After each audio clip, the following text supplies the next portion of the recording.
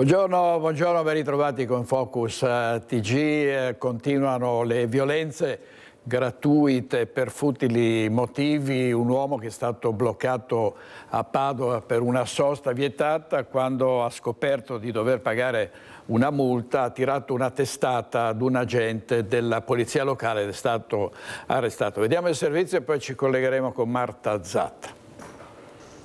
Durante le feste si è tutti più buoni, o almeno quasi tutti. Non è il caso di un 73enne padovano che ha fatto finire al pronto soccorso un agente di polizia dopo averlo colpito con una testata.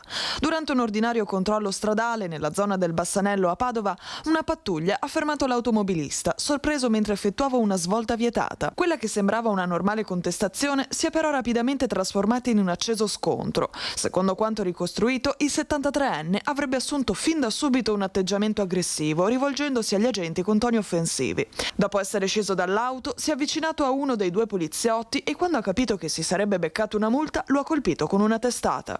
L'agente, caduto a terra, è stato soccorso dal 118 e trasportato in ospedale. Le sue condizioni non sarebbero gravi. Il 73enne è stato bloccato, accompagnato al comando e arrestato per violenza, resistenza e lesioni a pubblico ufficiale. Andiamo a Padova in diretta da Marta Zatta. Per la parte tecnica c'è Cristian Rocche Allende, che vedo Marta Zatta in compagnia dell'assessore Bonavina. A te Marta, a te. Sì, buongiorno direttore, buongiorno ai nostri telespettatori. Esatto, quello che è stato raccontato nel servizio sono scene di ordinaria follia. Quest'uomo, quest'anziano di 73 anni si è scagliato contro la gente che gli voleva mettere giustamente la multa. Si poteva tutto risolvere con una sanzione. Io sono in compagnia dell'assessore del Comune di Padova, assessore alla sicurezza Diego Bonavina. Insomma, si poteva tutto risolvere in maniera molto più semplice, invece si è scelta la violenza ancora una volta. Sì, buongiorno al direttore, buongiorno a tutti i telespettatori. Innanzitutto fatemi mandare un abbraccio affettuoso alla gente della polizia locale, a cui va ovviamente tutta la mia solidarietà, la solidarietà credo anche di tutti i padovani, perché come è stato detto veramente è un fatto incredibile, se ci vogliamo pensare, che poi se riflettiamo forse non è neanche tanto incredibile, visto che non è la prima volta che questo signore gli capitano fatti di questo genere. La mia solidarietà è nei confronti degli agenti, perché loro sono in strada tutti i giorni, cercano di fare il loro lavoro al meglio. E io dico sempre che quando c'è un colloquio tra un agente della polizia locale e un'altra persona, un cittadino o una cittadina, il cittadino sa che di fronte a un agente della polizia locale perché ha la divisa. Dall'altra parte non sappiamo chi c'è.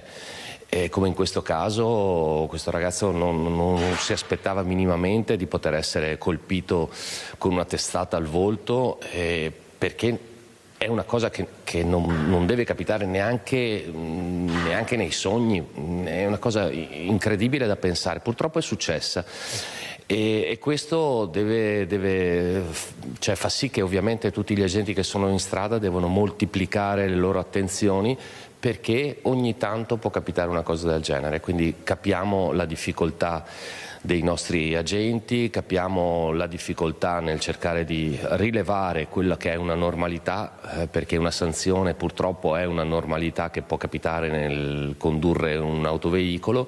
In questo caso era una sanzione evidente, perché insomma era stata fatta una svolta in una strada dove non si poteva andare, e quindi hanno fatto il loro lavoro. Il loro lavoro si è concluso con una testata in faccia, e questo è una cosa reprimevole veramente. Assessore, sembra che ormai ci sia sempre meno rispetto verso le forze di polizia, le forze dell'ordine e più in generale anche verso le regole. Secondo lei perché? Ma io non vorrei generalizzare, perché questo è fortunatamente un caso isolato e quindi dobbiamo guardare la normalità. La normalità sono dei rapporti sereni che esistono fra la stragrande maggioranza dei cittadini e le forze dell'ordine e gli agenti della polizia locale in questo caso. Capitano questi fatti che sono determinati, bisognerebbe andare ad affrontare le problematiche di ogni singola persona, perché se questa persona si comporta normalmente così, insomma qualche problema credo che ce l'abbia proprio. Io ritengo che i rapporti siano abbastanza normali tra le forze dell'ordine e i cittadini. Poi capitano queste cose che ti fanno alzare le antenne e ti fanno stare preoccupato sicuramente. Io ringrazio l'assessore alla sicurezza di Padova, Diego Bonavina, per essere stato con noi e ti restituisco la linea. Grazie molte, grazie Marta Zatta. Vediamo un altro fatto gravissimo, in questo caso di un automobilista che non sopportava i ciclisti, allora ha pensato bene di esplodere contro di loro dei colpi di pistola, sia pure a salve, ma insomma con il rischio di procurare un incidente, di far cadere i ciclisti. L'autore di questo gesto è stato individuato e denunciato. Non sopportava i ciclisti e vederli così tutti in gruppo che ostacolavano la sua manovra di sorpasso ha scatenato la sua rabbia e il suo rancore. Questo è quello che avrebbe ammesso davanti ai carabinieri di Caprino Veronese quando lo hanno individuato. È un 25enne della provincia di Verona, il responsabile degli spari contro il gruppo di sportivi padovani della società ciclisti padovani Polo Charibank. Il ragazzo è stato individuato dai militari dell'Arma che subito dopo il fatto, avvenuto sabato lungo la strada statale 12 in Val d'Adige nei pressi di Dolcea, avevano iniziato ad investigare. Il gruppo si stava allenando quando dall'auto guidata dal 25enne sono partiti alcuni colpi esplosi con una pistola a salve. Nelle scorse ore a Teolo il presidente della società ciclistica Galdino Peruzzo aveva formalizzato la denuncia. Le immagini delle telecamere e l'attività sul territorio hanno portato i carabinieri a individuare il 25enne. L'auto, un particolare modello di grossa cilindrata, aveva un faro malfunzionante e questo è stato fondamentale per identificare il giovane incensurato. Trovata nella vettura e sequestrata l'arma utilizzata, una pistola a salve fortunatamente rivelatasi non pericolosa. Il 25enne è stato denunciato per i reati di minaccia aggravata, porto d'armi e oggetti atti ad offendere ed esplosioni pericolose. Servizio di Valentina Visentino, oggi in regia Italo Morao con Edoardo Paris. Vediamo le violenze dei tifosi, gli scontri dopo il derby Treviso-Mestre. Sono scattati i DASPO a carico di 3 ultra arrestati e su disposizione del PM rilasciati nelle scorse ore. I 3 trevigiani fermati dalla polizia e accusati a vario titolo di resistenza e violenza a pubblico ufficiale, lancio di materiale pericoloso in occasione di manifestazioni sportive e danneggiamento, ora sono stati raggiunti anche dal DASPO. Si tratta dei 3 ultras identificati grazie alle telecamere di videosorveglianza ed arrestati subito dopo il derby Treviso-Mestre. I provvedimenti di prevenzione sono stati adottati nei confronti di un cittadino trevigiano di 56 anni, già daspato dal questore di Treviso nel 2022, nei confronti di un ultras di 25 anni, anch'egli sottoposto a provvedimento di DASPO adottato dal questore di Venezia nel 2023, ed infine nei confronti di un tifoso trevigiano di 60 anni, anch'egli già daspato dal questore di Treviso nel 2022.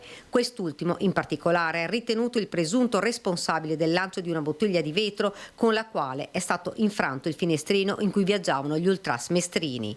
I DASPO avranno una durata di 10 anni e si accompagneranno alla prescrizione di presentarsi presso gli uffici di polizia nelle giornate interessate dalle competizioni sportive per la durata di 5 anni in relazione agli ultras di 56-60 anni e per la durata di 10 anni in relazione al tifoso 25enne.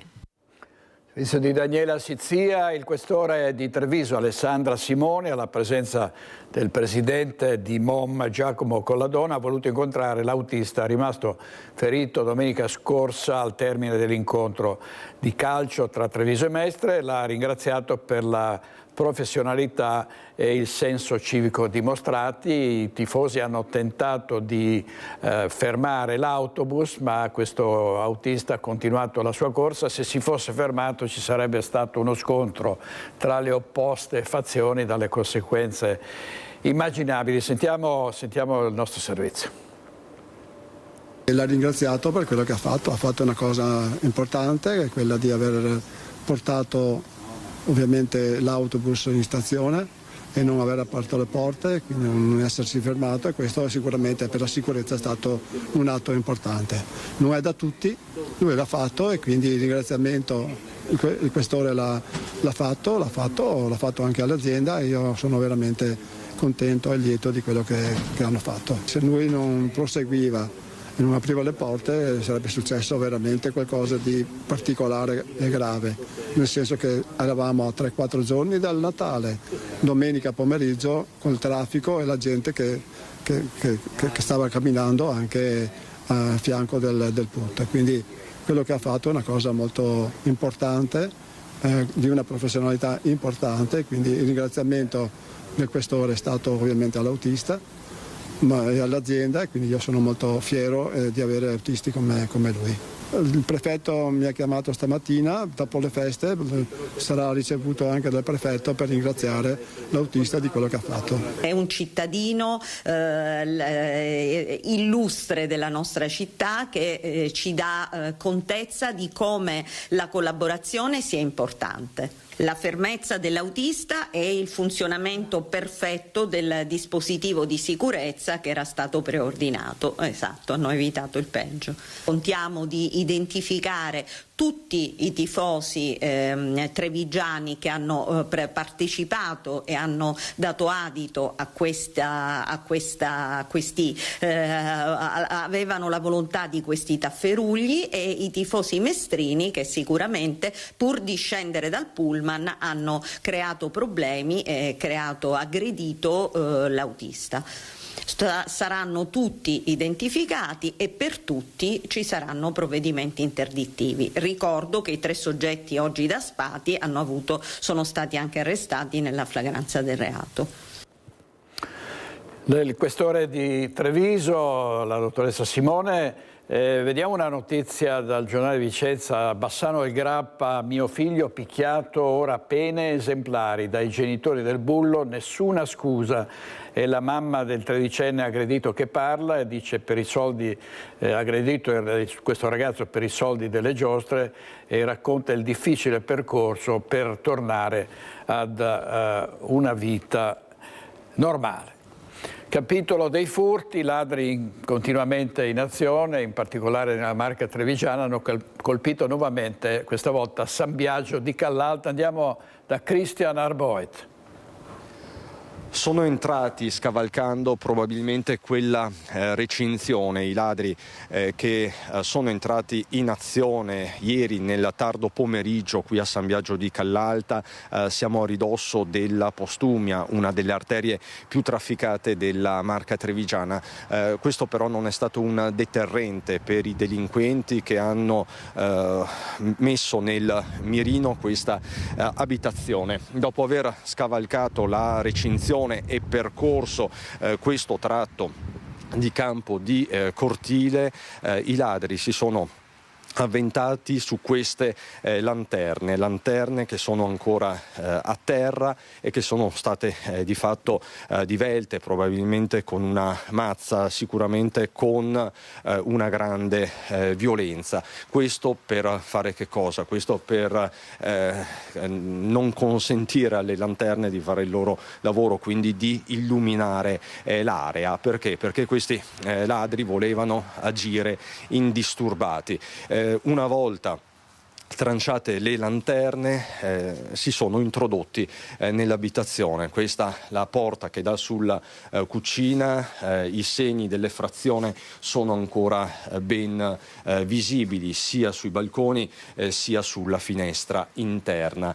I ladri, una volta all'interno dell'abitazione, hanno messo tutto a soqquadro alla ricerca di oro, di contante, ma non hanno trovato nulla. Quello che va sottolineato, quello che va detto è che i proprietari si erano assentati da casa da pochissimo tempo, quindi probabilmente questi delinquenti stavano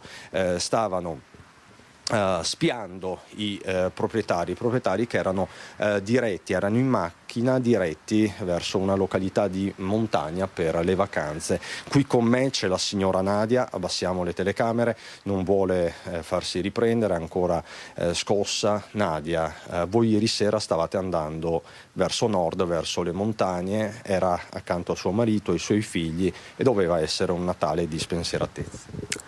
Certo, eravamo appena partiti e dopo un pochino ci è arrivata la telefonata dell'allarme, per cui abbiamo girato la macchina e siamo tornati a casa e abbiamo trovato la casa aperta e tutte le luci spente. Ora stiamo a casa, ora non ci muoviamo più, perché non puoi permetterti di uscire. Nel giro di 40 minuti sono entrati e hanno fatto quello che hanno voluto. Il problema è che ci hanno lasciato dei danni, non hanno rubato nulla perché non c'era nulla da rubare. Ecco, è successo, voi siete partiti verso le 17:45, 17:50, l'allarme è iniziato a suonare alle 18:22, è l'ora precisa, il minuto preciso. Circa 18:20, 18:22 ci è arrivata la telefonata dell'allarme e siamo tornati indietro. Voi vi trovavate all'altezza di Latisana, il tempo di girare la macchina e di ritornare a casa. In quel momento voi siete entrati e avete trovato lo sfacelo fondamentalmente. Sì. Non solo le lanterne che abbiamo visto a terra tranciate, ma anche lampadine svitate, il quadro elettrico completamente abbassato. Era tutto buio, abbiamo dovuto riattivare tutta la parte elettrica della casa che era stata staccata. Senta, i danni ammontano a qualche migliaio di euro probabilmente, infissi, non infissi. Sì, non ho idea perché adesso dovremo contattare appunto le ditte per capire e mettere in ordine. Ti rimane l'amarezza che non puoi più fidarti di far nulla. Senta, lei ieri mi ha detto prima aveva uno strano sentore, è un periodo di grande preoccupazione soprattutto qui a San Biagio di Callalta. Noi adesso siamo sulla Postumia, ma colpite sono state le frazioni di Fagarè, di Rovarè, di Cavriè soprattutto, insomma è un territorio senza pace questo. Sì, è un territorio abbastanza dilaniato in questo periodo. Quindi probabilmente i ladri hanno visto che voi stavate caricando la macchina? Non lo so, non so se ci abbiano sorvegliato prima, non so se abbiano visto la macchina, non lo so. Fatto sta che insomma adesso starò molto attenta, ho paura anche di andare a fare la spesa. Quindi non è solo la vacanza di Natale rovinata, certo. È qualcosa di più. Certo, perché ti senti comunque violato in quello che è la tua casa. Signora Nadia, grazie davvero, grazie per la sua testimonianza. Quindi un comune, quello di San Biagio di Callalta in particolare, senza pace, ma tante altre segnalazioni ci sono state nella serata di ieri in tutta la Marca, compreso Mogliano Veneto. Per il momento è tutto. Grazie a Cristian Arboet e a Tommaso Migotti, il nostro operatore. Vediamo un ladro dei tombini sulla prima pagina dell'Arena di Verona. Agiva nel cuore della notte, è stato scoperto e denunciato. La polizia locale è risalita all'uomo che aveva rubato una decina di sigilli in alcune vie con rischi per i cittadini. E poi ci sono le baby gang che sono sempre in azione. 2 quindicenni sono stati aggrediti da coetanei in centro a Treviso. L'episodio è stato raccontato in consiglio comunale da Franco Rosi. Dei ragazzini che dovevano andare all'allenamento di calcio sono stati accerchiati, avvicinati da dei ragazzi più grandi, da quello che ho sentito 19 anni, forse qualcosa del genere, e gli hanno chiesto prima se avevano soldi e poi di dargli il cellulare, insomma, quindi hanno preso paura sicuramente. È un residente a raccontare la rapina subita da 2 quindicenni sabato pomeriggio dietro la chiesa di San Martino, a 2 passi dalla sede della Canottieri Sile. Un nuovo episodio che vede protagonisti giovanissimi in centro Treviso. Episodio portato alla luce dal capogruppo di Treviso Civica Franco Rosi nel corso dell'ultima seduta del Consiglio Comunale. Alle ore 14, quindi di sera, 4 ragazzi che dovevano andarsi ad allenare a calcio, quindicenni, sono stati accerchiati, 2 sono scappati e 2 invece sono stati derubati il telefono e i soldi. Le vittime sotto shock hanno denunciato l'accaduto. Le forze dell'ordine acquisiranno le immagini delle telecamere della zona che potrebbero aver immortalato la scena e i responsabili. Intanto chi vive qui racconta della presenza pressoché quotidiana di questi gruppetti che soprattutto tra i ragazzini più piccoli crea inquietudine. E soprattutto vicino alla chiesa, sì, è una costante. I figli, in età adolescenziale si hanno un po' paura sia a girare da soli. Chiedono di essere accompagnati, sì, diciamo, quello più piccolo chiede di essere accompagnato. E hanno paura, diciamo, che gli chiedano il cellulare o che gli chiedano soldi, insomma, sì, no? o girano in gruppo che sono più tranquilli, oppure da soli hanno paura, sì. Ma è soprattutto di sera che il problema si fa sentire anche tra gli adulti. Ci sono i ragazzi che si trovano qui o anche sull'altra parte e sì, non lo so la soluzione, ma non possiamo andare avanti così. Uscire di sera un po' inquieta? Sì, non è piacevole, diciamo così, vedendo loro in gruppo. E sul disagio giovanile è intervenuto a Ring su Antenna 3 Monsignor Francesco Moraglia, il patriarca di Venezia. Quando si arriva a minacciare la vita o a togliere la vita a un coetaneo, perché i casi li sappiamo, no? Mi ha sporcato le scarpe, mi ha dato uno sguardo che non doveva darmi, oppure anche per regolamenti di conti, per debiti che mi pare siano 20-50 euro. Ecco, questo ci dà la proporzione della gravità del fenomeno. Ci sono tanti interventi in cui la società, secondo dei compiti anche dei suoi membri esponenti, deve porre in essere, ecco, anche le azioni di contrasto, penso queste, e pensare sempre nel tener conto che i minori sono minori, ecco, pensare anche che questa gravità di crimini così aumentata in fasce di età così basse, forse richiede anche di ripensare un po' il diritto dei minori, ecco, dal punto di vista dell'aiutarli di più. Così il Monsignor Francesco Moraglia. Ne abbiamo parlato ieri sera a Focus, tra gli altri ospiti, grazie a Zolin, consigliere comunale a Castelfranco per Fratelli d'Italia. Sentiamo una parte del suo intervento. C'è un'escalation che è veramente preoccupante e proprio come quadro generale noi dobbiamo capire che questi ragazzi vanno, diciamo, intanto individuati e lasciatemi la parola schedati in modo tale da interloquire poi con le famiglie, perché avranno pur delle famiglie a casa che li aspettano, andranno pure a dormire da qualche parte. Cioè questi sono ragazzi che sono lasciati allo stato brado, no? Dove cellulare e droga sono i loro alimenti principali, perché giustamente, come ha detto Padrin, sono ragazzi che si pasticano con una facilità incredibile. C'è un aumento del consumo di droghe che fa paura a livello proprio di quantità e di percentuali. Quindi una droga poi alla portata di tutti, dove bastano poche decine di euro e questi si trovano la pasticca, li mette in uno stato di esaltazione, perché non è che stanno soffrendo le pene dell'inferno, che sono in chissà che stato disagiato, no? Sono in una società, vivono in questa società dove insomma c'è la scuola, ci sono tutti i diritti preservati, eppure sono ragazzini che con il cellulare, con appunto la droga, arrivano a formare delle mini bande pericolosissime per i coetanei, per le persone normali, per le persone anziane che si ritrovano ad essere particolarmente indifese, e come tali vanno di sicuro riconsegnati alle famiglie, che devono cominciare a capire che hanno un dovere educativo nei confronti di questi ragazzi.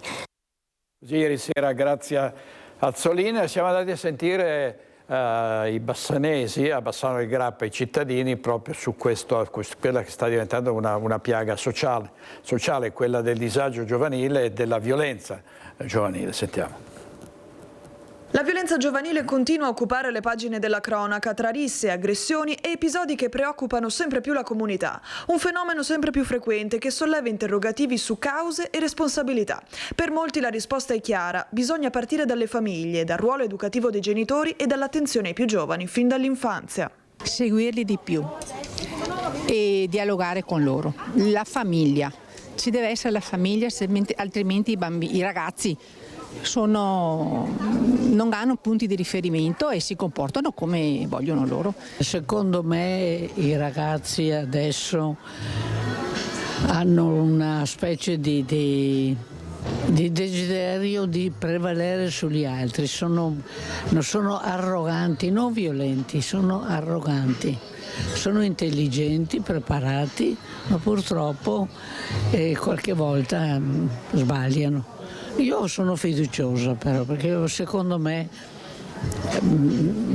è un momento, poi si mettono in riga. Intanto il telefonino è il danno più grosso che è stato fatto in questi anni ai giovani, e magari farli lavorare un po', ecco, anche a casa, invece di lasciarli senza far niente. C'è anche chi chiama in causa la scuola e le istituzioni, ma il messaggio che emerge con forza è uno: senza una base familiare solida diventa difficile prevenire la violenza. È un po' colpa anche ai genitori, perché danno tutto per scontato.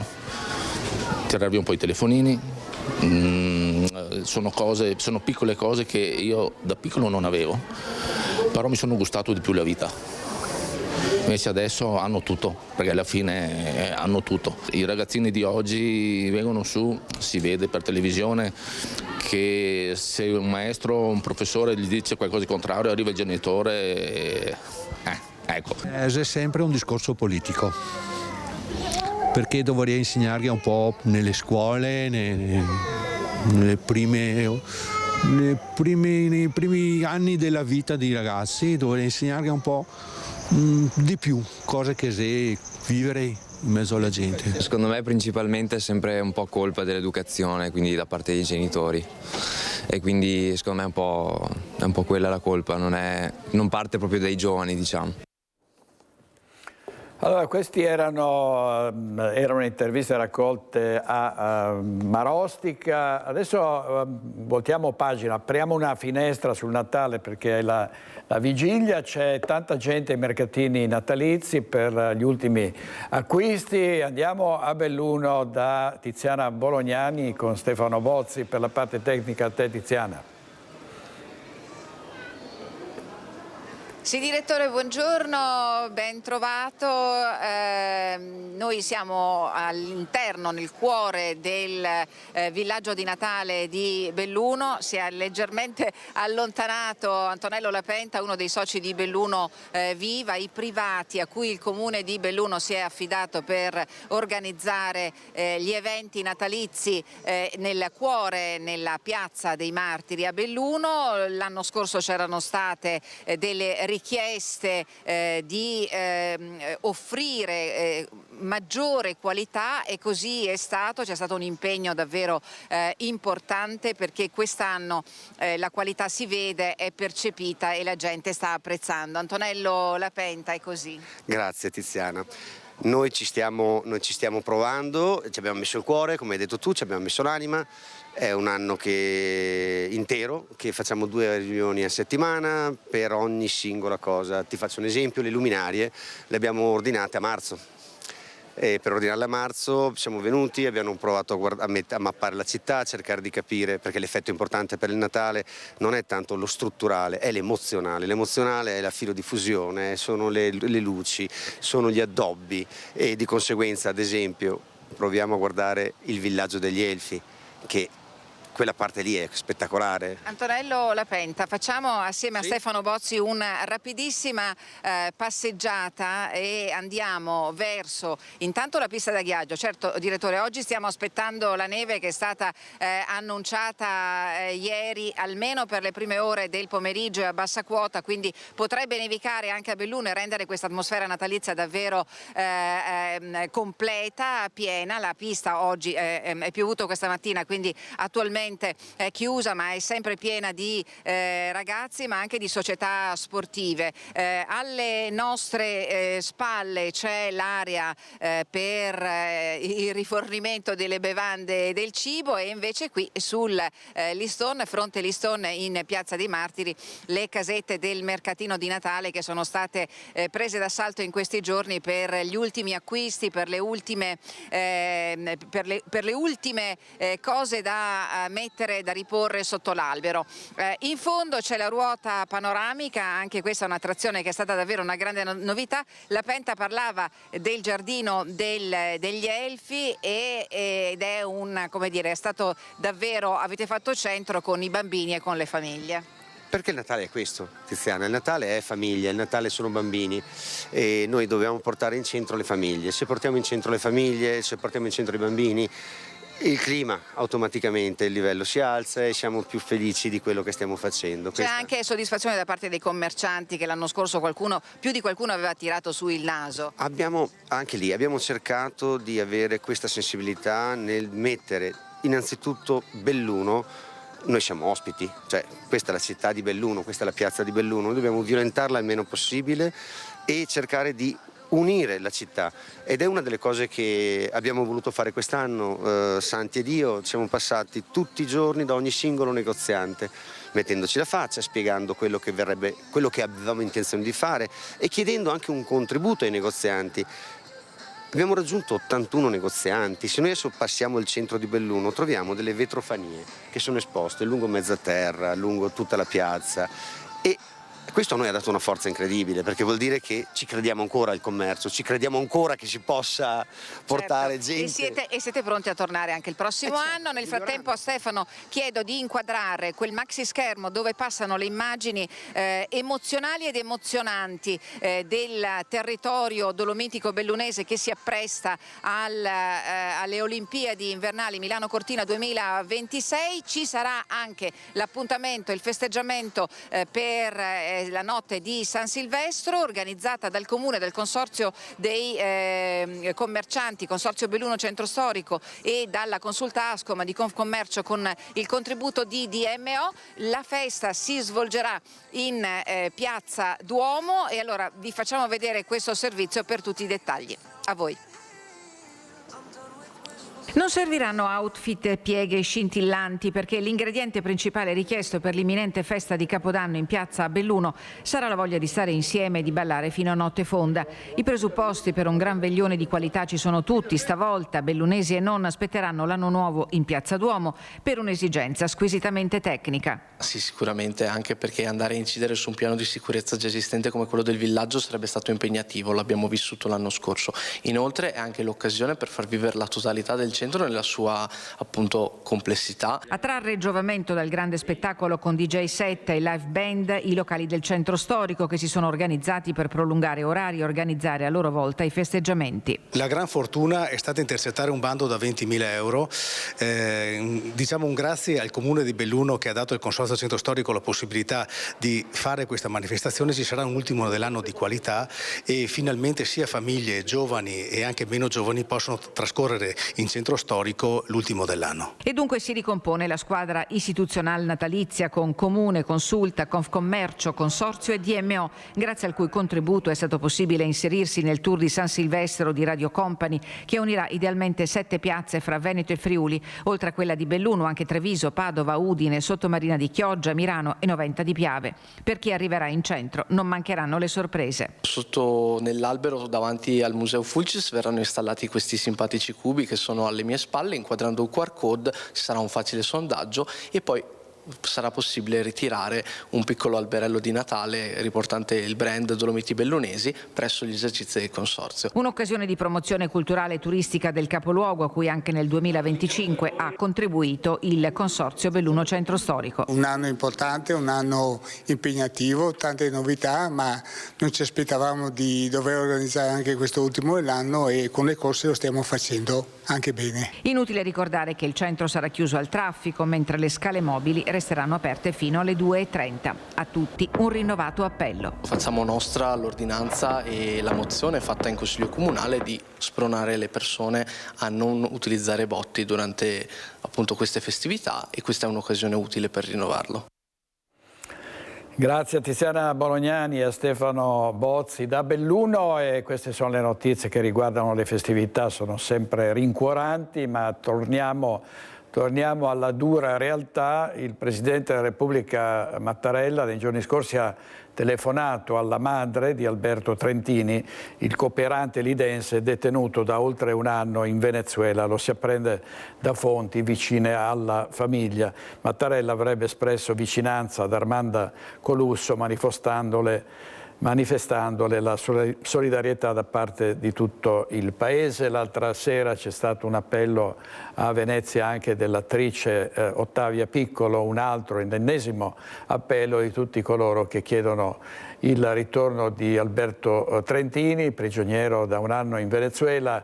Per motivi ancora sconosciuti e inspiegabili non è mai stato accertato di quale reato sia stato accusato Trentini, e ora è sceso in campo anche il capo dello Stato, quindi si spera che possa essere liberato al più presto. Ha fatto un appello, come vi abbiamo detto, e vediamo un altro titolo sui giornali, lo stesso Patriarca Moraglia, che il 2026 porti una pace disarmata e Trentini a casa. La cronaca nera, il ragazzo che accoltellò Marta Novello mentre faceva jogging a Mogliano Veneto ha visto annullata per la seconda volta dalla Cassazione la condanna a suo carico, perché era stato responsabile all'epoca dell'aggressione davvero che ha creato sgomento in tutta la nostra comunità di Marta Novello, che all'epoca aveva 15 anni.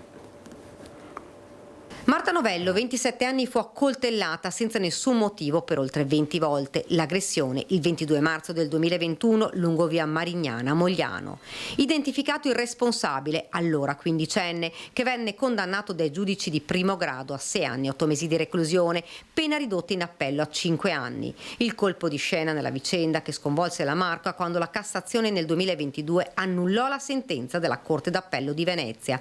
Ora è arrivata una nuova decisione dei giudici della Cassazione che per la seconda volta hanno cassato il giudizio di imputabilità, cioè la capacità di intendere e volere al momento della commissione dei fatti. L'avvocato Matteo Scussat, che difende l'aggressore, oggi maggiorenne, ha spiegato che attende le motivazioni di questa seconda decisione della Cassazione. Il ricorso, ha spiegato il legale, era infatti articolato in diversi punti, lamentando non solo l'illogicità e la contraddittorietà della motivazione, ma anche travisando il dato istruttorio. Sono state inoltre impugnate ben 4 ordinanze che, ad avviso della difesa, avevano limitato il diritto alla controprova. Le motivazioni saranno depositate nei prossimi giorni, poi tutto tornerà ancora una volta, la terza, in Corte d'Appello a Venezia. Il ragazzo che accoltellò Marta Novello, volato a Londra dopo l'aggressione, non ha più fatto rientro in Italia. Servizio di Daniela Sizzia, c'è un lutto al SUEM di Treviso, è morto improvvisamente Alberto Zappolla, storico infermiere del 118, era appena entrato in servizio quando è stato colto da un malore fatale. Alberto è una persona che ha sempre dimostrato voglia di fare, forse anche in più di quello che gli veniva chiesto, e un grande orgoglio, come ci vuole far parte, e anche una riconoscenza nei confronti di noi che lo volevamo con noi come compagno di lavoro. Paolo Rosi, ex direttore del SUEM di Treviso, ricorda così Alberto Zappolla, 59 anni, Albertone, come tutti affettuosamente lo chiamavano. Se n'è andato all'improvviso nel luogo dove per 20 anni ha lavorato come infermiere, nella centrale operativa del 118 di Treviso. Zappolla era appena entrato in servizio, erano le 14, si stava confrontando con gli altri operatori per il consueto passaggio di consegne, quando è stato colto da malore e si è accasciato a terra. I colleghi lo hanno subito soccorso, hanno tentato di rianimarlo per 30 minuti. Che è accaduto mentre stava prendendo servizio, quindi proprio davanti ai colleghi che hanno fatto di tutto per poterlo salvare, ma purtroppo non è stato possibile. Una tragedia che ha sconvolto il SUEM di Treviso, chi ha lavorato per anni fianco a fianco di Zappolla, come il dottor Rosi, allora direttore del 118 trevigiano, aveva incontrato Alberto agli inizi della sua carriera. Prima di lui aveva conosciuto la mamma, Bianca Casagrande, storica titolare del chiosco di Piazzale Pistoia, scomparsa nel 2023. Ho conosciuto prima la sua mamma, che era la famosa Bianca del chiosco delle patatine, che mi chiedeva sempre di come Alberto lavorava al SUEM, perché era orgogliosa di lui. Rosi ricorda i primi tempi quando Alberto aveva preso servizio. Eravamo un po' preoccupati all'inizio perché con la sua stazza pensavamo che non fosse in grado di lavorare, sopportare il peso, e invece ha lavorato benissimo per molti anni sulle ambulanze. Dopo alcuni problemi di salute, Zappolla era stato costretto a lasciare le ambulanze per lavorare in centrale. Si occupava di coordinare i mezzi interni. Purtroppo non era stato più in grado di viaggiare in ambulanza e quindi si occupava di gestire in centrale operativa. Però la sua preoccupazione quando era malato era proprio quello che voleva assolutamente tornare indietro, perché era proprio orgoglioso di far parte del servizio. Alberto Zappolla lascia la moglie Teresa, ancora da fissare la data dei funerali.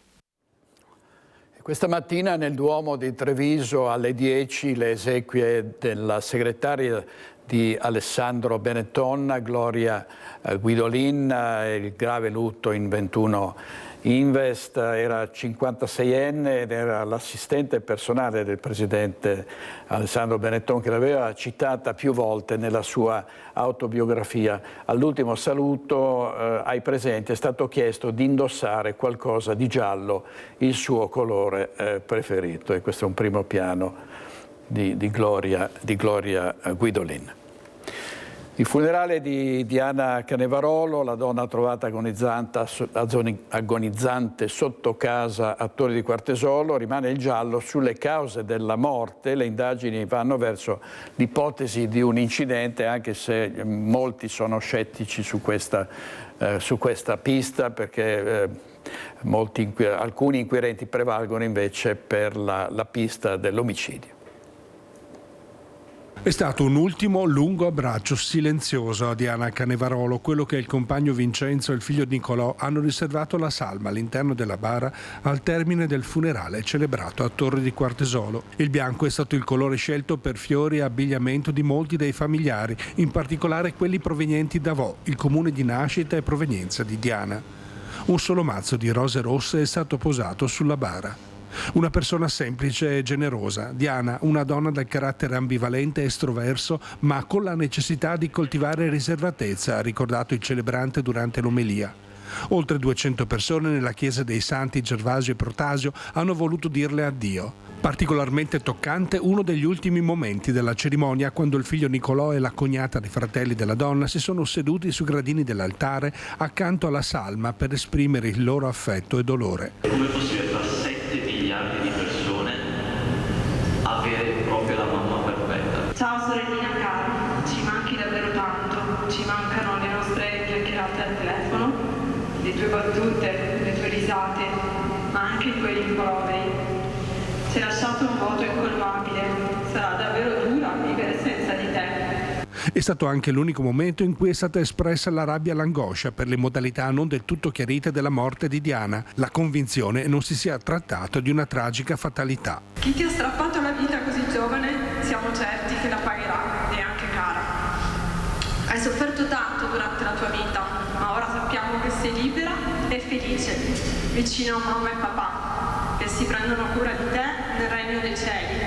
Il messaggio commovente del portavoce degli amici è stato più volte interrotto dagli applausi. Diana era una ragazza semplice, di poche parole, quasi introversa, ma capace di una sensibilità immensa.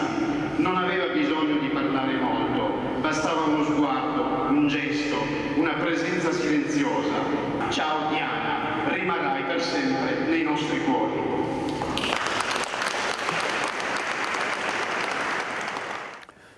A Treviso una petizione di oltre 500 firme per istituire una zona rossa tra la stazione di Treviso e Piazza Borsa. Ad organizzarla un gruppo di residenti e lavoratori stanchi del degrado, soprattutto di via Fiumicelli, ma esasperati anche per la continua serie di episodi di molestie nei confronti delle donne. Non è possibile alle 11 della mattina che una signora non possa passeggiare per Treviso e deve entrarmi terrorizzato in negozio. Sono molto offensivi nei confronti delle donne. Io personalmente stavo facendo una vetrina, mi passano facendo gesto di fargli un rapporto orale, ok? È una cosa inammissibile. È solo una delle persone che hanno firmato la petizione raccolta da un gruppo di cittadini che vivono e lavorano tra la stazione ferroviaria e Piazza Borsa. Ma lei è più impaurita o più arrabbiata? Tutte e due. Tutte e due.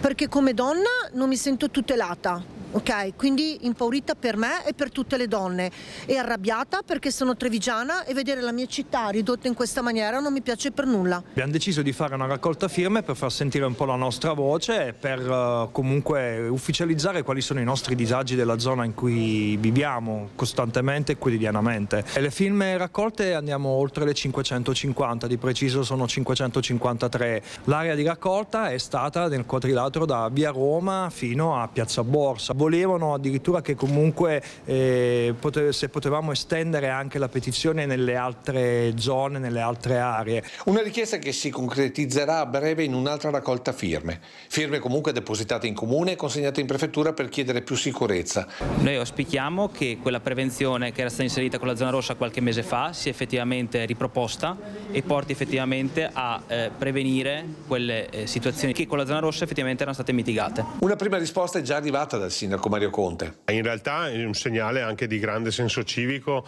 e amore nei confronti della città. Difatti appena vedrò questa petizione voglio ringraziare ogni singolo cittadino che ha preso del tempo per leggerla, per analizzarla e per sottoscriverla. E su un possibile risvolto politico dell'iniziativa segnalato in Consiglio Comunale da Stefano Pelloni del Partito Democratico, il sindaco sottolinea. Mi dicono che tra i partecipanti c'era anche un noto avvocato della città, esponente di un partito. Se è lui si potevano utilizzare anche altri canali. Per me contano i cittadini più che gli esponenti politici, soprattutto quando le forme non sono quelle corrette di una maggioranza invece coesa e responsabile.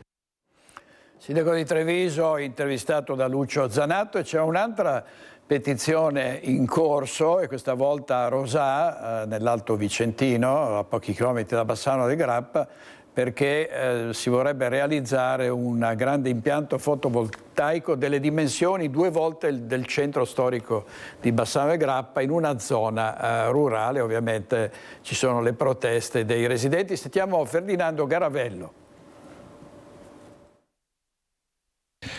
Neanche il tempo di spegnere le luci e il riscaldamento della sala nella quale si è tenuta la presentazione del progetto di un maxi agrivoltaico che potrebbe arrivare qui a Rosà, e già scatta la raccolta di firme. L'avevamo annunciato e i promotori hanno già portato, in questo caso qui al comune di Rosà, ma anche in tanti altri posti, la raccolta di firme per dire di no a questo progetto. È una petizione che parte da un dato storico, ovvero dal fatto che già quel territorio era stato oggetto di mire da parte di chi voleva per esempio fare delle escavazioni o degli altri progetti. Fino al 1987 quella è una zona che è diventata veramente protetta, ma c'è qualcuno che si intende molto più di noi di storia locale, di politica locale, è Paolo Bordignon, attualmente vice sindaco ma ex sindaco di Rosà. Che cosa sta succedendo qui? Beh, è un'area che ha una storia come avete detto giustamente, è una storia che siamo riusciti col tempo a fare un parco. La Regione Veneto ha espresso con una delibera regionale di essere un parco rurale agricolo di caratteristiche rurali, per cui la legge che determina la caratteristica del parco è la legge sui parchi, per cui la protezione è ben precisa. Ora il comitato naturalmente di Travettore, ma allargato a tutta la cittadinanza di Rosà, propone delle raccolta firme. Dobbiamo per forza di cose far sentire il peso veramente della cittadinanza, un'area molto ampia, un'area che si va a togliere alla cittadinanza, un'area che non diventerà più vivibile, e questo è l'aspetto principale. Quello che posso dire è quello di sollecitare la via regionale, di fare delle valutazioni non solo tecniche ma soprattutto delle valutazioni ambientali, storiche, identitarie, perché c'è un paese, c'è una comunità, quella di Rosà, che ha bisogno di avere soprattutto la sua area, che è l'area praticamente l'area più libera, più centrale di tutta la zona, di tutto il territorio bassanese. Per cui perché proprio a Rosà? Perché proprio in questa zona? È una zona molto praticata soprattutto da chi va a camminare a piedi la domenica, tutti i giorni, un'area aperta, per cui verrà chiusa, e ancora questo è un aspetto molto importante, un'area che sarà più vivibile da parte delle persone. Per cui la raccolta firme deve essere molto densa, molto forte, soprattutto identitaria per tutto il paese di Rosà, ma è aperta a tutto il territorio bassanese, Bassano del Grappa, Cartigliano, Tezze, per cui la proposta è quella di lanciare una raccolta firme a tutto il territorio bassanese. Ecco, è un territorio che ha saputo sempre far sentire la propria voce. Facciamo un esempio, qui a 2 passi c'è la zona di San Lazzaro, dove i cittadini hanno saputo far sentire le proprie esigenze ed è saltato proprio all'ultimo minuto un progetto che poteva portare capannoni, asfalto e cemento. È un territorio, come dicevamo, che fa sentire la propria voce, c'è bisogno di qualcuno che l'ascolti, forse c'è da cambiare qualcosa nelle procedure regionali in questo caso. Beh, come amministrazione abbiamo già fatto un consiglio comunale con a larga maggioranza, abbiamo deciso proprio che la zona va preservata. Si è mosso anche Cartigliano con una delibera di consiglio comunale, si è mosso anche Bassano da Grappa con una mozione. Credo che l'intento delle amministrazioni è ben preciso e ben chiaro. La cittadinanza ci sta sopportando, tutti i comitati siamo in linea, per cui dobbiamo lavorare tutti assieme e portare a casa questo risultato. Ripeto, dobbiamo far forza e far capire ai tecnici regionali che non c'è solo una normativa che comanda, ma c'è una popolazione che vive attorno a questo parco. Allora, avete sentito un territorio piuttosto battagliero su un tema che racconteremo nei nostri telegiornali. Vi faccio vedere con le immagini di Alessandro Costacurta la raccolta firme. Qui c'è un semplice raccoglitore, ma sono molti i bar, i locali, le sedi di quartieri e di enti, istituzioni che raccolgono le firme per dire di no. Ringraziamo Paolo Bordignon per questo intervento. Vediamo che cosa succede stavolta allora. Grazie soprattutto a voi che siete in mezzo alla gente ancora una volta per il bene della gente, per il bene di un territorio. Grazie veramente di cuore. Raccogliamo questi ringraziamenti e proseguiremo anche con questa battaglia per raccontarvela tutti i giorni. Grazie molte Ferdinando Garavello, e da Rosà andiamo dritti a Venezia da Edi Kaliman con l'operatore Sandro Ponchio, perché c'è la tavola con tutti, pranzo solidale per i bisognosi. Vedo Edi Kaliman tra gli altri con Anna Brondino, che è spessissima ospite di Focus. A te Edi. Direttore, buongiorno a te e ai telespettatori. Siamo in diretta qui nella chiesa di San Rocco, a 2 passi da Camposanto Stefano, in questa vigilia di Natale in cui si è allestito tutto un banchetto, si può dire, per i bisognosi, coloro che non possono permettersi insomma un pranzo di Natale. Sono qui insieme a Don Roberto, il parroco, che ci racconta anche lo spirito con cui è nata anche questa iniziativa, che si chiama Tavola con Tutti. Dunque lo spirito nasce dal Vangelo, l'attenzione agli ultimi, l'attenzione agli altri, l'attenzione indubbiamente a coloro che sono fragili, prima di tutto. In secondo luogo la nostra attenzione non è che riservata solo in questo momento e in questa giornata, è tutto l'anno, e lo sguardo va indubbiamente alle persone che nella nostra città fanno difficoltà a tirare a giornata, a tirare a fine mese, alle persone che sono di fatto nei nostri carceri e nello stesso tempo anche a livello internazionale. La nostra carità, il nostro amore per gli altri e la passione ci deriva indubbiamente da Gesù Cristo. È Lui l'anima che ispira di fatto anche oggi il nostro cuore. Ecco la ragione di questo momento fraterno alla vigilia del Natale. Grazie Don Roberto. Io sono qui anche con Anna Brondino, che è volontaria e un po' anima anche di tutto questo pranzo, che non possiamo riprendere tutta la sala per ovvie ragioni di privacy, però è una sala imbandita, ci sono tantissime persone, il maltempo purtroppo ha fatto rilevare qualche disdetta, c'è acqua alta anche a Venezia, quindi una giornata fredda e difficile che voi in qualche modo portate anche in questa giornata, un po' di calore, un po' di conforto. Una giornata sì, piovosa, ma che cerchiamo di riscaldare. Vorrei fare una sottolineatura: il pranzo non è solo per le persone che hanno delle difficoltà economiche, ma per tutte le persone fragili. Oggi le povertà non ci sono le persone povere sicuramente in difficoltà economica, ma ci sono anche una marea di persone sole, quindi questa iniziativa è nata anche per le persone che sono sole, che sono anche in difficoltà psicologica, che possono avere 1000 tipi di difficoltà e che a Natale magari non hanno nessuno che le aiuta. Quindi è un pranzo un po' per tutti, ma anche per le persone che avevano voglia, dopo ci sarà la tombola, di stare un po' insieme. Esatto, perché non è solo il pranzo, è proprio un'intera giornata dedicata. Una giornata per tutti, poi arriverà Babbo Natale per i bambini e poi ci sarà la tombola per tutti quanti. Quante persone hanno aderito? Ci sono tanti nuovi? Una circa di persone hanno aderito e una ventina di volontari che si danno il turno. tra cui anche il gruppo degli scout. Direttore, ti lasciamo con questo piccolo colpo d'occhio di queste tavole, grazie a Sandro Ponchio per il contributo tecnico, grazie a Anna e grazie anche a Don Roberto. Direttore, con queste immagini a te la linea. Grazie molte, grazie a Eric Kaliman e a Sandro Ponchio. I familiari di Sabrina Zambon, che è una carissima amica di Media Nord-Est, in particolare di Sveglia Veneti e di Mirella Tuzzato, ci hanno regalato questi ramoscelli natalizi, un omaggio con una ceramica in vetro di Murano. Sabrina Zambon è stata una sostenitrice dei Veneti Schiacciati per la crisi per tanti anni, ha davvero fatto un lavoro straordinario a sostegno dei più deboli del Banco Alimentare. È una nostra grande amica, purtroppo è stata colpita da un'emorragia cerebrale, attualmente è in cura, sta cercando di recuperare. Ovviamente le facciamo tutti gli auguri per una pronta guarigione, perché merita di tornare a svolgere quell'attività e quella vita che era in gran parte dedicata agli altri, ai più deboli. Pubblicità.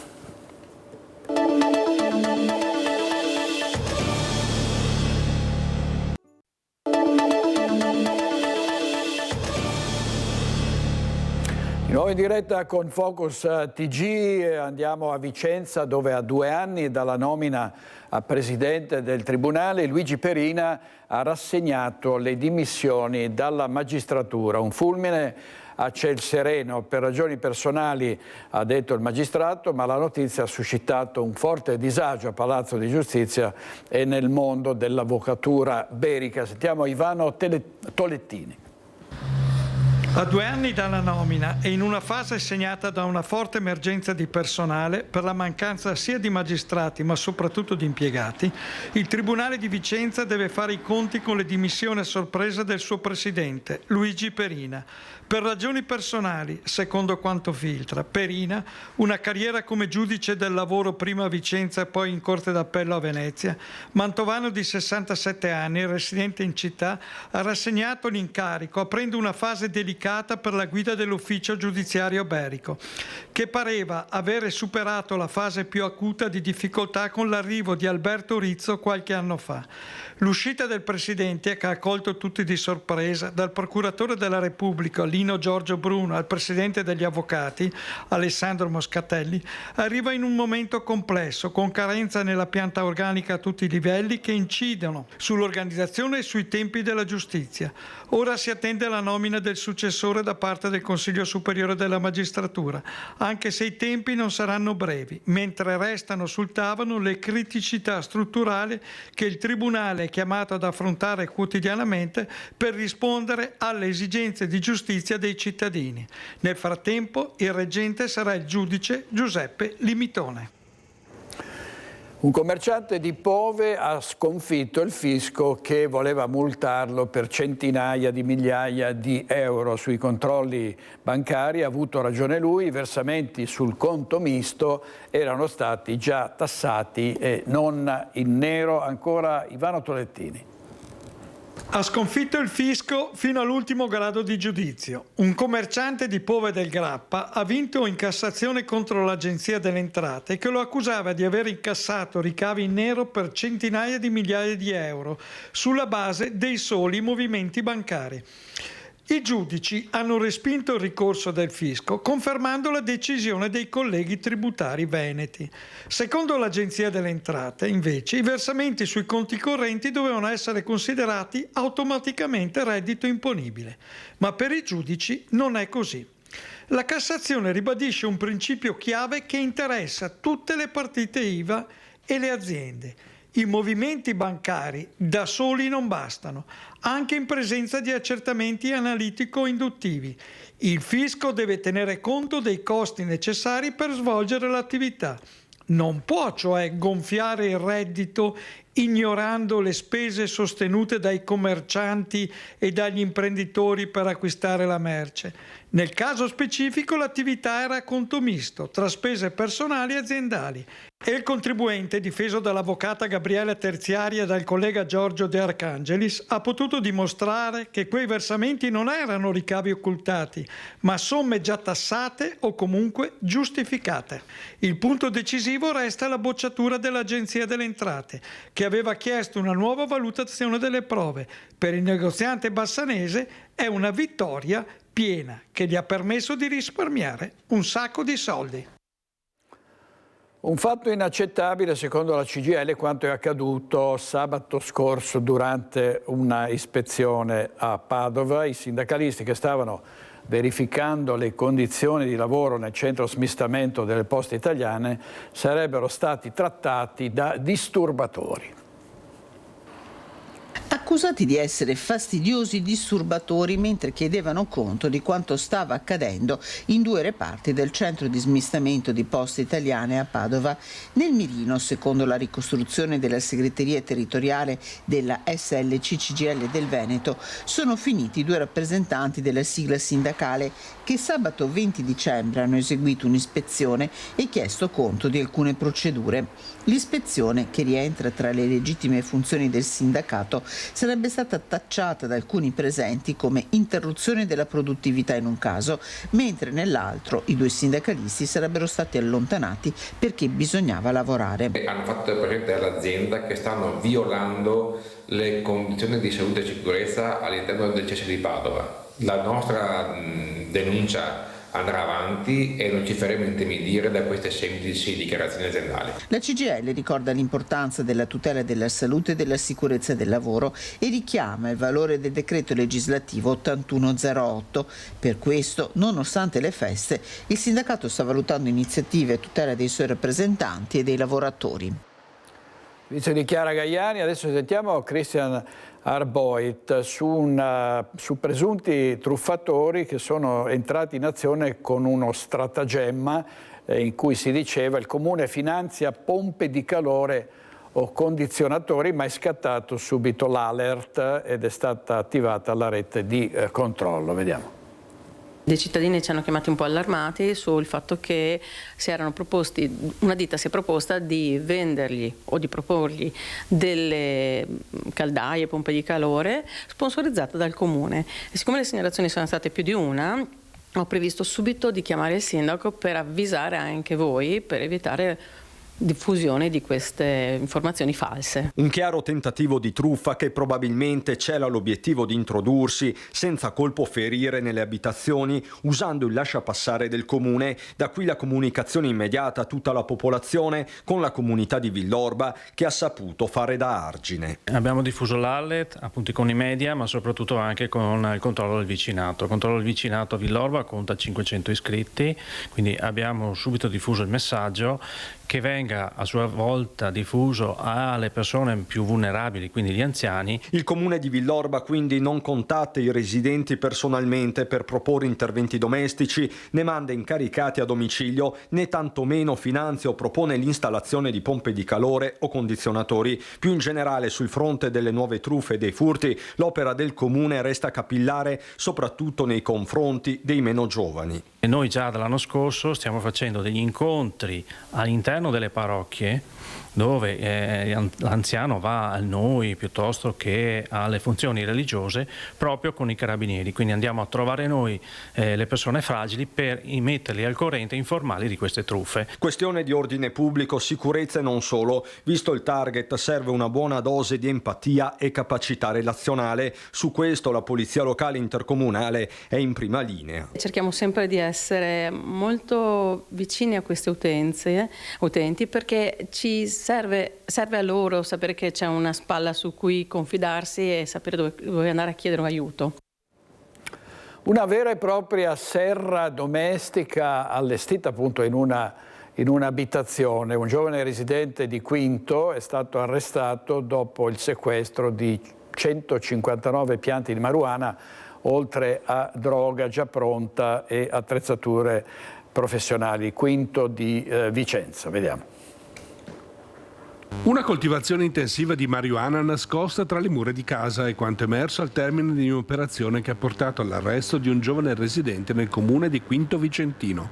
All'interno dell'abitazione gli investigatori hanno scoperto un laboratorio organizzato nei minimi dettagli, 159 piante di cannabis coltivate in serre rudimentali, sistemi di illuminazione artificiale, ventilatori e materiali specifici per la crescita e il confezionamento della sostanza. Durante la perquisizione sono state sequestrati anche circa 200 grammi di stupefacente tra marijuana, hashish e parte già suddivisa in dosi e pronta per la distribuzione. Le piante erano collocate in numerosi vasi e contenitori, segno di un'attività strutturata e continuativa. Il giovane è stato fermato in flagranza e trasferito in custodia domiciliare in attesa delle decisioni dell'autorità giudiziaria.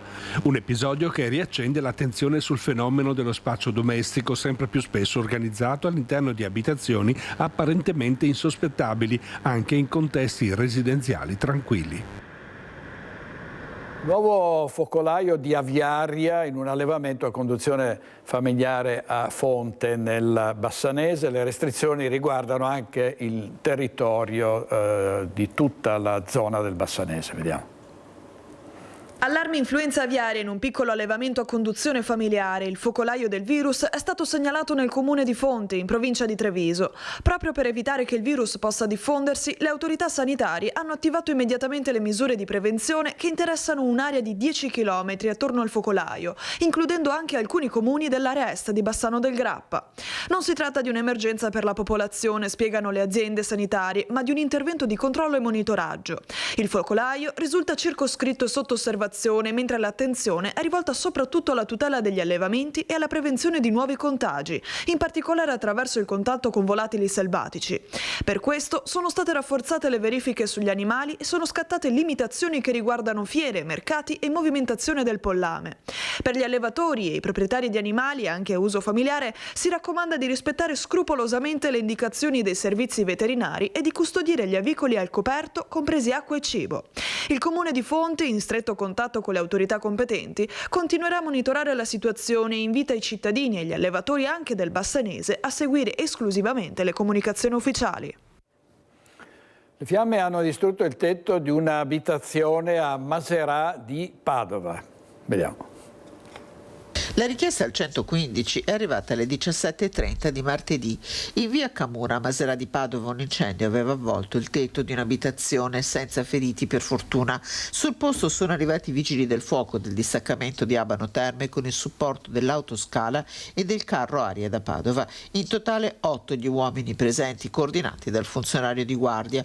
L'incendio è stato domato dopo alcune ore di lavoro con un'attenta opera di smassamento. Secondo le prime ipotesi, a causare le fiamme sarebbe stato il malfunzionamento di una canna fumaria. Qualche minuto prima delle 8:30 di questa mattina i vigili del fuoco del distaccamento di Codroipo in provincia di Udine sono intervenuti con il supporto della squadra del distaccamento di San Vito al Tagliamento, dove in via Montenero a Codroipo, dove diverse telefonate segnalavano l'incendio di un furgone parcheggiato vicino ad un'abitazione. I vigili giunti sul posto hanno trovato il mezzo completamente avvolto dalle fiamme e stavano lambendo il contatore del gas esterno allo stabile. I soccorritori hanno attaccato l'incendio su due fronti: da una parte per raffreddare e proteggere il contatore e la tubatura del gas, e dall'altro lato per estinguere l'incendio del furgone. Nessuna persona è rimasta coinvolta e i fumi della combustione non hanno raggiunto l'abitazione. Sul posto anche i carabinieri, a scopo precauzionale, vista la vicinanza alle abitazioni, è arrivato anche il personale sanitario. E vediamo un titolo del Corriere delle Alpi, riguarda un base jumper disperso, nuove ricerche senza esito purtroppo, il soccorso alpino di Agordo in ricognizione con l'elicottero sulla Busazza, ma non sono state trovate tracce di questo 35enne finlandese, Lassi Pekka Russakanen. Andiamo in pubblicità con i nostri registi Italo Morao ed Edoardo Paris. State con noi, torniamo subito.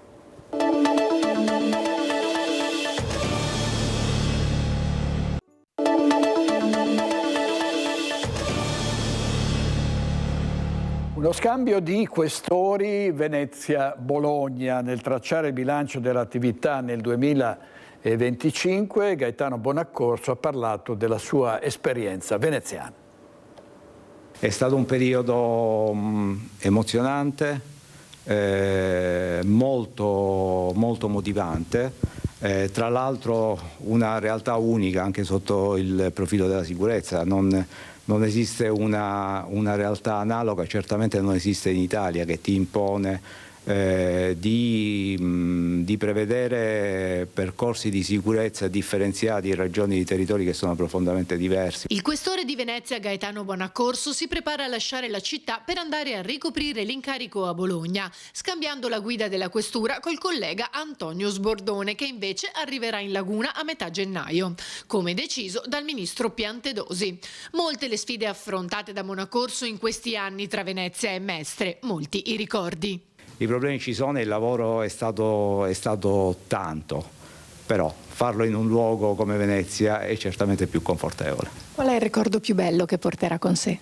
Della visita del Papa è stato sicuramente un evento molto impegnativo dal punto di vista professionale, e quel tipo di eventi laddove tu hai l'onore e la possibilità di poter avere un ruolo all'interno del sistema di sicurezza, alla fine certamente ti ripagano sul piano della soddisfazione professionale. Venezia davvero te ne dà tante di occasioni per poterla visitare e vivere in tutta la sua bellezza. Ma Venezia ha una caratteristica particolare, a mio modo di vedere, nei suoi colori. Così il questore di Venezia che andrà a Bologna. Il bilancio di fine anno per la giunta Giordani prima delle festività. Il sindaco plaude al lavoro di squadra e guarda a un 2026 dove si vedrà l'inizio della fine dei cantieri importanti come quello del tram. La nuova Torre degli Anziani restituita alla città, ma anche i cantieri del tram che giungeranno a termine, un aumento del verde pubblico previsto per il 2026 e il lavoro in sinergia con la Regione per il nuovo ospedale. È soddisfatto per quanto fatto dalla sua giunta il sindaco di Padova Sergio Giordani, che dalla sala consiglio fa il punto con tutti i suoi assessori al fianco. Sono una delle poche città che sta rispettando i tempi, per cui il motivo di orgoglio per me avere sia assessori, dirigenti di altissima qualità con cui si riesce a fare tanti lavori. Se alcuni traguardi sono stati raggiunti, su altre partite lavoro da fare molto, e tra questi il nuovo ospedale, dove è fondamentale la collaborazione con la Regione. Ho cominciato ancora prima che venisse eletto, tanto per cominciare, assolutamente avremo un rapporto di collaborazione con la Regione, col Governo, è fondamentale per Padova. Devo dire che sia prima l'amministrazione, lo sapete benissimo, ho sempre apprezzato Zaia al di là di fare discorsi politici, e sarà così anche per il nuovo Alberto Stefani con tutti gli assessori, assolutamente, è fondamentale. Nel frattempo si lavora anche per il verde pubblico. Abbiamo molti progetti in pista che vedranno la luce nel 2026, penso all'inaugurazione del Parco Guizza, penso poi successivamente anche all'inaugurazione del grande ampliamento del Parco Iris, ma poi anche l'avvio di lavori per l'ampliamento del Parco Milkovic. E notizia importante è che probabilmente riusciremo anche a far avviare le demolizioni della ex caserma Romagnoli. Tutte queste operazioni insieme anche ad altre operazioni che hanno visto la realizzazione di aree verdi intraquartiere in tante zone di Padova sta portando a raggiungere il risultato di un più 20% di verde pubblico. All'assessore Ragona il plauso per la qualità dell'aria della città, che potrebbe riuscire nel 2025 a rispettare gli standard europei. Siamo a 32 sforamenti, pensate che una decina di anni fa eravamo oltre i 100 sforamenti annui, quindi l'area tendenzialmente è molto migliorata. Vediamo gli ultimi giorni se riusciamo a stare nei 35 giorni concessi dall'Unione Europea, ma sostanzialmente respiriamo un'area diversa dagli ultimi anni. L'occasione anche per fare il punto sul tram. 2026 contiamo di finire i lavori, del resto il SIR 3 è pressoché finito, mancano solo piccole sistemazioni importanti per la linea ma meno impattanti per la città.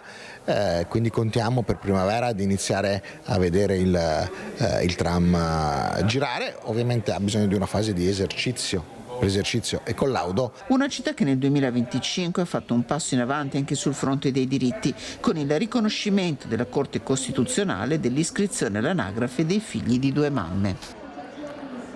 Vigilia di Natale, ovviamente tanti eventi nelle prossime ore. Vediamo anche in Friuli Venezia Giulia, perché del Veneto abbiamo già parlato diffusamente. A Udine musica nei locali fino a mezzanotte e ok della Giunta alla deroga al rumore. Sentiamo Omar Costantini. Nell'ultima seduta di giunta comunale è stata approvata una deroga temporanea ai limiti di rumore per consentire ai pubblici esercizi cittadini di prolungare l'alliettamento musicale nelle serate del 24 e 25 dicembre fino a mezzanotte. Il provvedimento riguarda esclusivamente la riproduzione musicale all'interno dei locali ed esclude le attività di pubblico spettacolo, permettendo così a bar e ristoranti di contribuire all'atmosfera delle festività natalizie in modo coordinato e regolamentato. La decisione nasce dalla volontà dell'amministrazione comunale di valorizzare il periodo natalizio, sostenendo al contempo le attività economiche e l'offerta di intrattenimento della città. L'obiettivo è favorire un clima di festa diffuso e regolamentato, in armonia con le iniziative natalizie promosse dal Comune e nel rispetto dell'equilibrio tra vivibilità urbana e sviluppo economico locale. Il provvedimento si applica a partire dalla vigilia, che anche quest'anno riserverà alcuni appuntamenti imperdibili in centro storico per il programma del Natale in città. In particolare il 24 dicembre lo spazio sarà dei più piccoli già dalla mattina, con l'apertura straordinaria dalle 9:30 della ludoteca di Via del Sale e con le attività della casetta di Babbo Natale di Piazza Matteotti. Qui in mattinata avranno luogo le attività dei trucca bimbi natalizio, mentre nel pomeriggio, dopo una lunga attesa, farà il suo arrivo il padrone di casa, Santa Claus, che distribuirà caramelle a piccoli e famiglie. Abbiamo già sentito i veneti su quello che faranno a Natale, abbiamo sentito allora anche i friulani. Con la nostra redazione di Udine abbiamo una delle nostre reti TV12 e abbiamo chiesto se lo passeranno a casa in famiglia oppure magari in viaggio. Questi sono i commenti raccolti da Monica Nardini. Come trascorrerà questa Natale? Rigorosamente a casa, perché Natale è la festa della famiglia che abbiamo perso un po' di vista e allora cerchiamo di mantenere le tradizioni per quello che è possibile almeno. Mi regalo 3 giorni in una spa in Toscana, da solo. Con tutti i dispositivi elettronici staccati? Assolutamente sì. Telefonino in macchina e basta. Cioè, mi faccio il regalo di Natale e lo faccio per me quest'anno. Lei cividalese cosa farà a Natale? Tempo passato in famiglia, pranzo con i nonni, poi un po' di relax. Qualche viaggio durante le festività? No, in questo periodo no. Lei è di Porcia, cosa farà a Natale? Niente, con la famiglia, nonni, zii, parenti vari e vado a Londra, 5 giorni. Dopo Natale, insomma, va a festeggiare il nuovo anno a Londra? Esattamente. Come trascorrerà il Natale? Come sempre in famiglia, anche se la mia famiglia è un po' divisa, ho una figlia a Padova, quindi abbandonerò Udine per andare a Padova. Quindi farete un pranzo in casa? Ah, sicuro, come sempre. Io trascorrerò sicuramente in famiglia, poi col mio compagno, suocera, amici stretti, una cosa intima come tutti gli anni.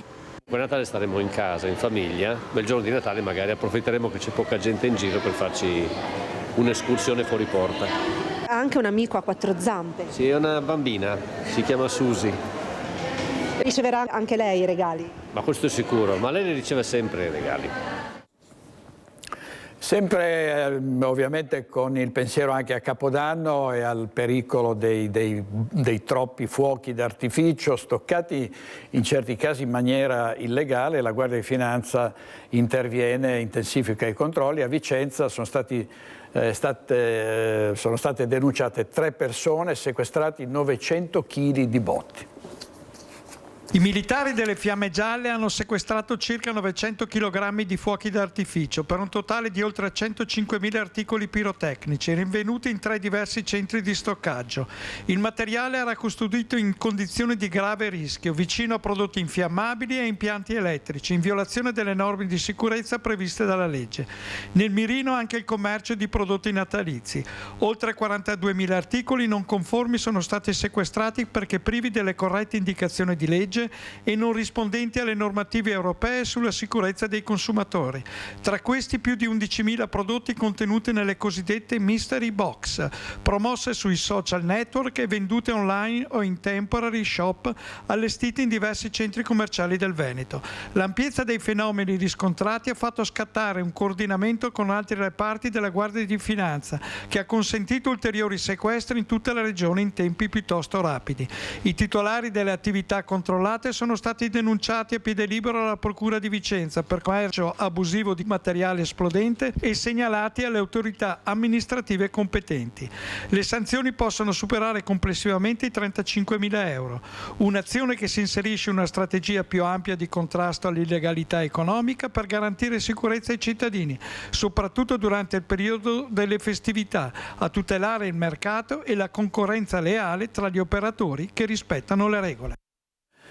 E nessuna tregua natalizia nella guerra tra Mosca e Kiev, tra Ucraina e Russia. Vediamo cosa è successo, 3 morti in un altro attentato nella zona vicina a quella dove è stato ucciso il generale Sarvarov con una bomba sulla sua auto, per cui davvero è sempre più grave e allarmante la situazione in questa parte del mondo.